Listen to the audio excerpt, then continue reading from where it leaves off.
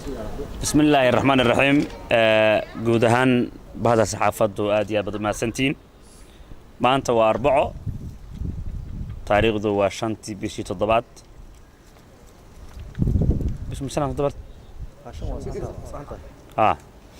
بسم الله الرحمن الرحيم guud ahaan ma santiin maanta waa arbaco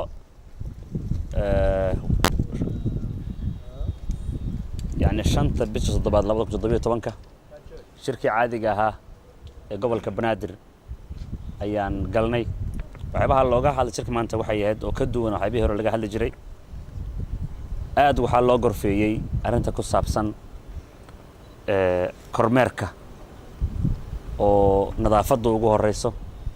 oo gudoomiyaha arrimaha bulshada gobolka Banaadir oo kormeerkaas sameeyay in magaaladan ay ku dhacdo isbedel nadaafad oo ku dhaco oo dhanka nadaafadda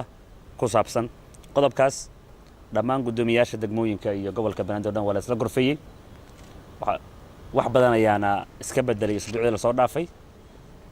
tani markii gudoomiyaha gobolka uu sameeyay maalinta nadaafadda gobolka Banaadir oo hadba ah bisha maalinta Khamiista ugu dambaysa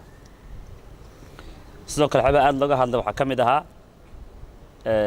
oo la isla lafaguray guddiga amniga ee degmada oo gudoomiye ka yahay gudoomiyaha degmadu in degmo walba ay soo sameeydo guddigaas si xaaladda amniga magaaladan wax badan looga qabto ugu dambeyntii waxa la dhageystay dhammaan degmooyinka warbixinada degmada ku saabsan degmadii cabasho qabta degmadii yani problem gaar ah qabta inay soo gudbiyaan iyana qodob aad iyo aad muhiim ah oo aan hore u jirin buu ahaa in warbixin ay degmooyinku soo gudbiyaan xaaladahooda baahiyadooda gaarka dadka masaakiinta ah ee ku nool kaamunka ku nool iskuulaadka dadkaan haysan waxbarashada haysanin waxyaabahaas inay soo gudbiyaan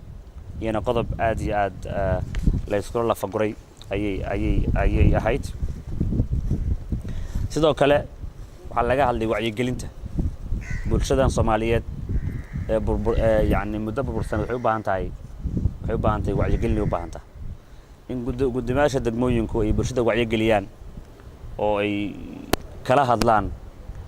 qaabka loo shaqeyn lahaa ciidamada ammaanka oo cadawga la iska kaashan lahaa iyana waxba aad iyo aad maantay looga hadlay ayay ka mid ahayd